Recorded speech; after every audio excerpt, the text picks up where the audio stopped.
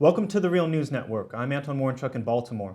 On Monday, the 13th of October, U.S. Secretary of Defense Chuck Hagel made a speech at the Conference of Defense Ministers of the Americas in Peru, where he described how the Pentagon was preparing to deal with national security issues arising from climate change.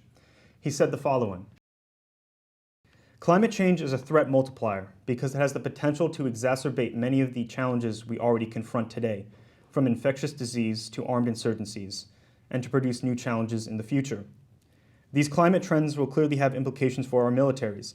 A higher tempo and intensity of natural disasters could demand more support for our civil authorities and more humanitarian assistance and relief. Our coastal installations could be vulnerable to rising shorelines and flooding, and extreme weather could impair our training ranges, supply chains, and critical equipment. Our military's readiness could be tested, and our capabilities could be stressed. Drawing on these assessments, we will integrate climate change considerations into our planning, operations, and training." From Hagel's speech to the DoD's new study called 2014 Climate Change Adaptation Roadmap, what's absent is any discussion of the carbon emissions of the U.S. military and plans to change the role that it plays in fueling climate change. Joining us now to discuss this is Tamara Lorincz. Tamara is a senior researcher with the International Peace Bureau, a Rotary International World Peace Fellow from 2013 to 2014, and she serves on the board of the Canadian Voice of Women for Peace. She is also the author of a recent report titled Demilitarization for Deep Carbonization, Reducing Militarism and Military Expenditures to Invest in the UN Green Climate Fund and to Create Low Carbon Economies and Resilient Communities. Thanks for joining us, Tamara. Thank you for having me. So Hagel seems to be saying that the policies that the Pentagon will be pursuing is further militarization and military preparedness to deal with national security threats from climate change. What's your response to his remarks? Well, that's right. The Secretary of Defense is concerned about how climate change is going to have an impact on the U.S. military. So the roadmap that he's just introduced in Peru gives a bit more detail to what the Pentagon is going to do to deal with the climate crisis. But as it relates to the military, so the U.S. military has already acknowledged that climate change is going to be a problem for the military in its 2010 and 2014 quadrennial defense review. But in this new roadmap, the Secretary of Defense is just giving a bit more detail about how the U.S. military will adapt to the climate crisis, and it's really just a document that says how the U.S. military will deal with operations, with training, with its supply chain, and with infrastructure, and how those aspects of the military will be affected by climate change. And it gives no information at all about how the U.S. military has been contributing itself to the climate crisis. Well, your research has actually looked at the contribution of the U.S. military to carbon emissions. Can you give us some statistics, some facts on this matter? So the U.S. military itself acknowledges that it is the largest institutional consumer of oil. And the burning of fossil fuels, the burning of petroleum products, oil, is causing the climate crisis. And the U.S. military spends approximately $17 billion on oil, and it needs this oil to fuel its fighter jets, its vehicles, and to power its military bases domestically and internationally. The problem, though, is that the U.S. Military emissions, and actually the military emissions of all countries' militaries outside their borders, are not included in the national greenhouse gas reporting for countries. Why is that? It's something called international aviation and bunker fuels. This is the fuel that's used by fighter jets and by warships, for example, outside of state borders. So those military emissions are not included in the national greenhouse gas inventory reporting. And the reason why those those emissions are not included is because of the lobbying of the United States in the mid 1990s around the Kyoto Protocol. The US delegation at the Kyoto negotiations was able to secure an exemption for military emissions, these international aviation and bunker fuels, and it was also able to secure, under the UN Framework Convention on Climate Change guidelines, a confidentiality clause so that it actually doesn't need to report all of its emissions, and it doesn't have to disaggregate its emissions.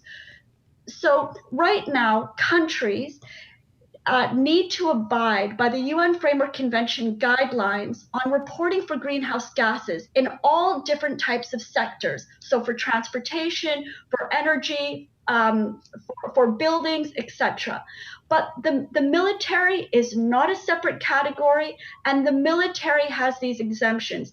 It is required to report its energy use and fuel use domestically, but not internationally. And the United States military is operating all over the world, and all of those greenhouse gas emissions that it's emitting around the world, in its wars overseas, in its 1,000 bases overseas, those emissions are exempt from its reporting. And I imagine then that if all of these are exempt from the national tally, that this must have a significant effect on the figures that are used to make things like emission targets. Absolutely. The latest Intergovernmental Panel on Climate Change, the 3 working group assessment reports that have just been released over the last 10 months, none of those 3 documents refer to military emissions. And the calculations and the analysis that the Intergovernmental Panel on Climate Change is using, it exempts these emissions. So it's not a full analysis of the emissions and the projections of the IPCC. Going forward, the kind of reductions that we need for greenhouse gases, they are not including the military emissions. So the forward projections for the IPCC are not adequate because they're not including a big bulk of the emissions that are coming right now from the military. It's not just the US military, it's all countries' militaries have these exemptions. And so the kind of reductions that we need to see for the future are even deeper than what the IPCC is saying. The military needs to be a sector that the IPCC is considering and is considering as it's part of its decarbonization pathways. And right now it's not, and it must be, because we will not be on track to stabilize the climate, to limit the increase in global mean temperatures by 2 degrees if we don't include the military. The military emissions, if they continue to be exempt, will keep us off track, and we will not be able to stabilize the climate. Yeah, and this is an important point to make, because from the climate scientists that we've interviewed on The Real News, they've all have basically said that the IPCC reports are conservative nature.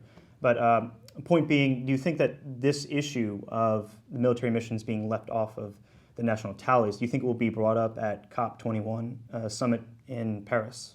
For the last 10 years, there is evidence that non-governmental organizations, that civil society organizations, they have tried to push the UN Framework Convention on Climate Change Secretariat. They have tried to push the Intergovernmental Panel on Climate Change scientists to consider military emissions in the work that they're doing, in the analysis, in these conference of the party negotiations. There has been effort by civil society to get the international community to confront military emissions, but they have not been successful.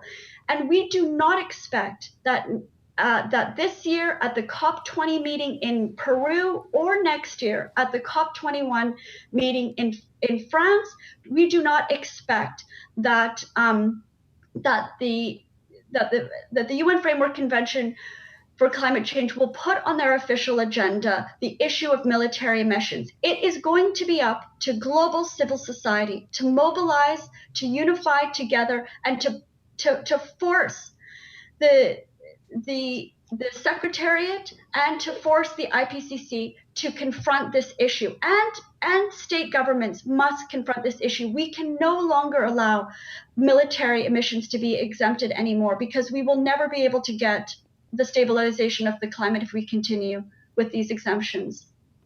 Okay, and Tamara, let's say you could advise Chuck Hagel, in an imaginary world, let's say you could advise Chuck Hagel on this matter of the military's carbon emissions. What policy recommendations would you make to him?